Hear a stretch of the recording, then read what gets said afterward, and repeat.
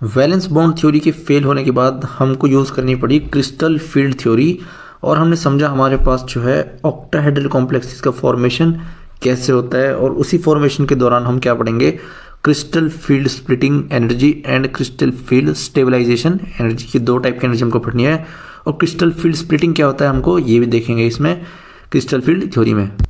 Octahedral complex में coordination number होता है हमारा 6, तो मतलब 6 लिगेंड जो है अप्रोच करेंगे एक हमारे मेटल को, जो कि होगा हमारा सेंट्रल मेटल। ऑक्टाहेड्रल की अगर मैं शेप बनाऊं तो ऐसे होगा हमारा सेंट्रल मेटल। हमारा कुछ भी हो सकता है, उस पर अटैच हो सकते हैं 6 लिगेंड। लिगेंड हमारे न्यूट्रल भी हो सकते हैं और नेगेटिवली चार्ज लिगेंड भी हो सकते हैं।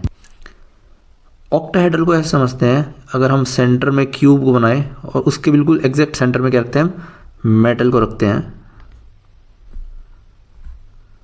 ये हमारा क्या है, सेंट्रल मेटल। तो लिगेंड जो है यहाँ से फेस से अप्रोच करता है, क्यूब के फेस से। एक लिगेंड यहाँ से अप्रोच करेगा, एक करेगा यहाँ से, एक यहाँ से, एक ये फ्रंट फेस से।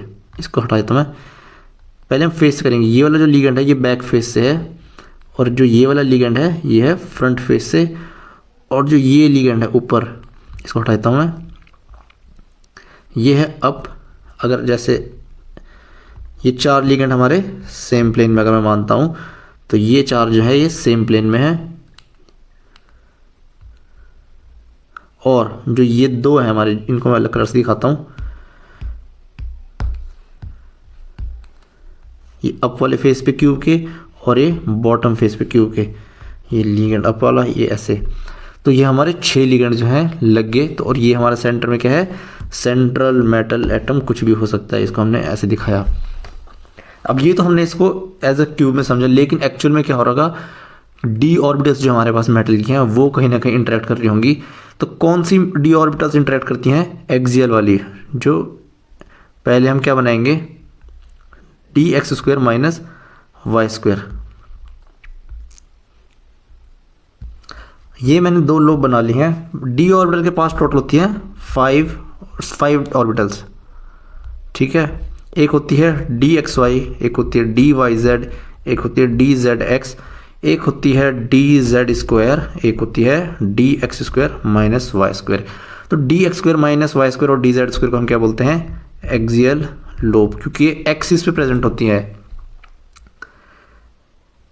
ये अगर हम एक्सिस बनाओ इसकी, तो ये एक्स एक्सिस ये वाली हो जाएगी वाई एक्सिस, और ये हो जाएगी हमारी जेड एक्सिस। तो जो लोब्स हैं ये एक्सिस पे प्रेजेंट है बिल्कुल। और डी एक्स वाई कैसे होती है हमारी, अगर ये एक्सिस है तो ये होगी डी एक्स वाई। अगर मैं इसको एक्स एक्सिस मानता हूँ, इसको वाई, एक्सिस के बीच में प्रेजेंट है ये तो जैसे एक्सिस वाली लाइन पे ही लोब है ना हमारी। और डी एक्स वाई वाली कैसी हैं, एक्सिस की लाइन के बीच में प्रेजेंट है। इनको हम बोलते हैं नॉन एक्सियल ऑर्बिटल्स या नॉन एक्सियल लोब्स। तो D X square minus Y square और डी स्क्वायर होती है हमारी एक्सियल लोब्स। ये होंगी ऐसे, 1 लोब, 2 लोब, 3 लोब, 4 लोब, और D Z square minus Y square ये वाली। इसको दूसरे कलर से दिखाता हूँ, ये डी एक्स स्क्वायर वाली माइनस वाई स्क्वायर, और ये हो जाएगी डी जेड स्क्वायर वाली लोब। तो 2 लोब के पास जो है इंटरेक्शन होगा लिगेंड का। जब लिगेंड हो गए हमारे बहुत दूर, जब मेटल सेंट्रल मेटल एटम से बहुत दूर होंगे, एक लिगेंड यहाँ होगा, एक लिगेंड यहाँ होगा, इसको मैं हटा देता हूँ, एक लिगेंड यहाँ होगा, एक यहाँ। जब 6 लिगेंड क्या होंगे, बहुत दूर होंगे, ऐसी टाइप की कंडीशन को हम बोलते हैं फार फील्ड। फार फील्ड कि लिगेंड की फील्ड में जो है, अभी फार फील्ड में क्या होता है, बिल्कुल सारी लोब्स पे, सारी लोब्स कौन कौन सी हमारी, D X Y, D Y Z, D Z X, D X square minus Y square और डी स्क्वायर, 5 की 5 लोब पे जो है बराबर का रिपल्शन फील होता है। क्यों, क्योंकि लिगेंड जो हमारे इलेक्ट्रॉन रिच स्पीसीज हैं, और जो लोब्स में डी ऑर्बिटल्स में भी क्या है हमारे पास इलेक्ट्रॉन प्रेजेंट है। तो इलेक्ट्रॉन्स जब इलेक्ट्रॉन्स के पास आएंगे कहीं रिपल्शन होगी, और रिपल्शन जब इंक्रीज करती है तो एनर्जी जो है इंक्रीज करती है। ये हमारा पहला जो हमको याद रखना पड़ेगा। तो जब लिगेंड हमारे बहुत दूर हैं, सारी लोब्स से बराबर रिपल्शन देखने को मिलती है, और उस कंडीशन को बोलते हैं हम फार फील्ड। लेकिन जैसे जैसे लिगेंड और पास अप्रोच करते हैं, तो लिगेंड कैसे आ रहे हैं, एक्सियली आ रहे हैं। यहाँ पर भी ये लिगेंड कैसे आ रहे हैं, एक्सियली अप्रोच कर रहे हैं। और एक्सियल लोब कौन सी है हमारी, D X square minus Y square और D Z square. Non axial कौन सी हैं, D X Y, D Y Z और डी जेड एक्स। अब लिगेंड इनके पास ज़्यादा आ रहे हैं, इनकी तरफ से अप्रोच कर रहे हैं, तो ये लोग क्या करेंगी, इन लोग को जो है ज़्यादा रिपल्शन फील करना पड़ेगा, मोर रिपल्शन इनको जो है फील होगा। एज अ रिजल्ट क्या होगा, ये लोब्स अपनी एनर्जी को इंक्रीज करना स्टार्ट कर देंगे। पहले अगर इस एनर्जी पे थी तो ये अब इस एनर्जी पे पहुंच जाएगी। फार फील्ड में क्या होता है, हमारी सारी डी ऑर्बिटल सेम एनर्जी पे होती हैं, D X Y, D Z X और डी वाई जेड। ये दोनों इंक्रीज करके अब इनके पास तो लिगेंड अप्रोच कर नहीं रहे, तो ये क्या करेंगे, ये अपनी एनर्जी को करेंगे डाउन। तो एक्सियल वालों ने क्या करा, अपनी एनर्जी को अप करा, और नॉन एक्सियल वालों ने क्या करा, अपनी एनर्जी को डाउन कर लिया, क्योंकि लिगेंड जो है वो कर रहे थे एक्सियली अप्रोच, और एक्सियली कौन सी लोब्स हमारी, D X square minus Y square और डी जेड स्क्वायर। तो इनकी एनर्जी होगी अप, बाकी जो लिगेंड्स बचे थे, सॉरी बाकी जो डी ऑर्बिटल्स बचे थे, इनकी एनर्जी होगी डाउन। अब इसी चीज़ को बुक्स में कैसे दिखाते हैं वो समझते हैं। बुक्स में हमारे पास लिखा होता है, जब हमारे पास लिगेंड बहुत, अभी लिगेंड ऐसे कंडीशन में कि अप्रोच ही नहीं कर पा रहे, तो यहाँ पे हम 5 ऑर्बिटल को दिखाते हैं। तो 5 डी जनरेट, मतलब सेम एनर्जी पे होंगे मेरे 5 के 5 orbital, D X Y, D Y Z, D Z X, D X square minus Y square, D Z square. ये पाँचों हमारे सेम ऑर्बिटल हैं, सेम एनर्जी पे हैं। ये मैं लिखता हूँ एनर्जी, जैसे जैसे मैं हाइट बढ़ाऊंगा तो बताऊंगा मैं एनर्जी इंक्रीज कर रही है ऑर्बिटल्स की। फिर क्या होता है, जब लिगेंड जो है फार फील्ड में होते हैं, अभी फार फील्ड में क्या बताया मैंने कि बराबर ही जब लिगेंड अप्रोच करना स्टार्ट करेंगे बिल्कुल, लेकिन अभी पास नहीं है, बस अप्रोच करना स्टार्ट किया है, तो सारे ऑर्बिटल्स में बराबर रिपल्शन फील होता है, तो सबकी एनर्जी जो है इंक्रीज करना स्टार्ट करेगी। यहां पे हमारे 5 के 5 डी ऑर्बिटल्स पहुंच गए हैं सेम एनर्जी पे। इसको बोलते हैं फर्स्ट एक्साइटेड स्टेट, या फिर सूडो एक्साइटेड स्टेट भी इसको बोलते हैं। टेम्परेरी एक्साइटेशन देखने के लिए मिली है, यहाँ से फर्दर स्प्लिटिंग और फर्दर जो है डिक्रीज इन एनर्जी देखने को मिलेगा। लेकिन ये कब कंडीशन थी, जब फार फील्ड में थे, फार फील्ड सब पे बराबर रिपल्शन था। ये कब थे, जब डी ऑर्बिटल हमारा फ्री आयन था, मतलब मेटल हमारा फ्री आयन था, कोई लिगेंड उसके पास नहीं था। ये कब था, जब लिगेंड ने अप्रोच करना स्टार्ट कर चुके थे। फिर क्या हुआ, जब लिगेंड बहुत ही पास आ गए, किसके, एक्सियल लोब से, क्योंकि ऑक्टाहेड्रल में कहाँ से अप्रोच करेंगे, एक्सियल से। तो एक्सियल के पास अप्रोच करेंगे तो एक्सियल वाली जो ऑर्बिटल्स हैं वो अपनी क्या करेंगी, एनर्जी को इंक्रीज करेंगी, क्योंकि उन पे क्या पास क्या होगा, रिपल्शन इंक्रीज होगा। तो एक्सियल एनर्जी वाले हमारे एक्सियल लोब्स अपनी एनर्जी को इंक्रीज करेंगे। और एक्सियल लोब कौन सी, हमारी 2 लोब्स हैं, D X square minus Y square और दूसरी है डी जेड स्क्वायर।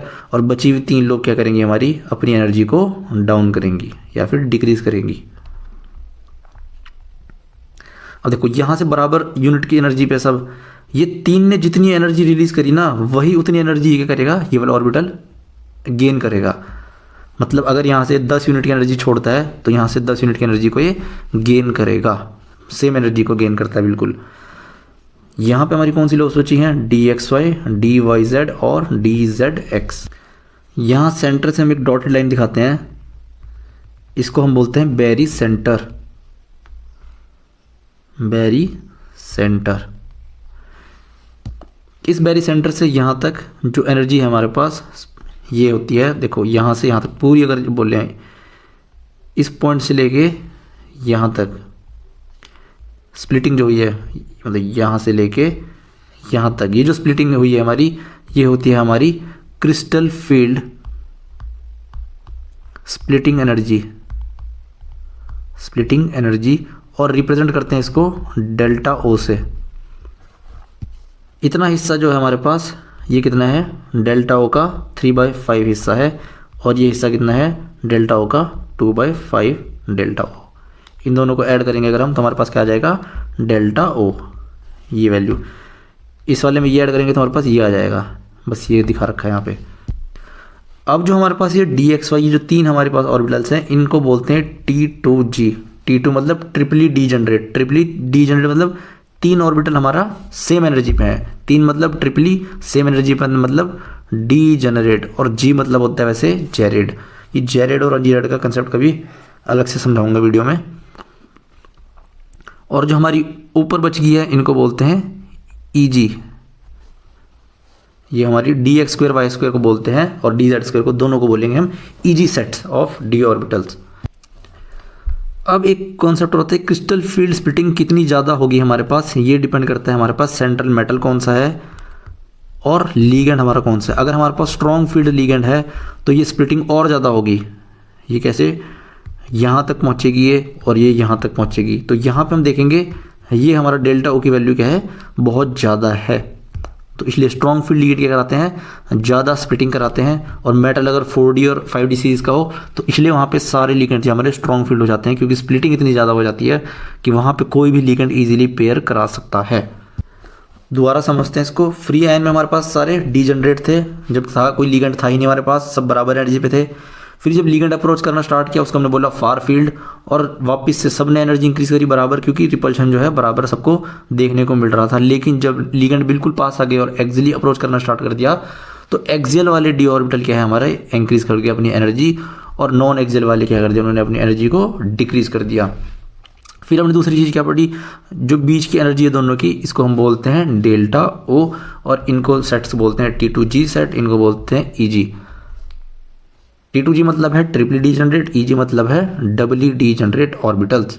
फिर हमने देखा वीक फील्ड लीगेंड क्या करेगा, कम स्प्लिटिंग कराएगा, और स्ट्रॉन्ग फील्ड लीगेंड क्या कराएगा, हाई स्प्लिटिंग कराएगा। मतलब डेल्टा ओ की वैल्यू जो है स्ट्रॉन्ग फील्ड लीगेंड में ज़्यादा होगी और वीक फील्ड लीगेंड में डेल्टा ओ की वैल्यू कम होगी।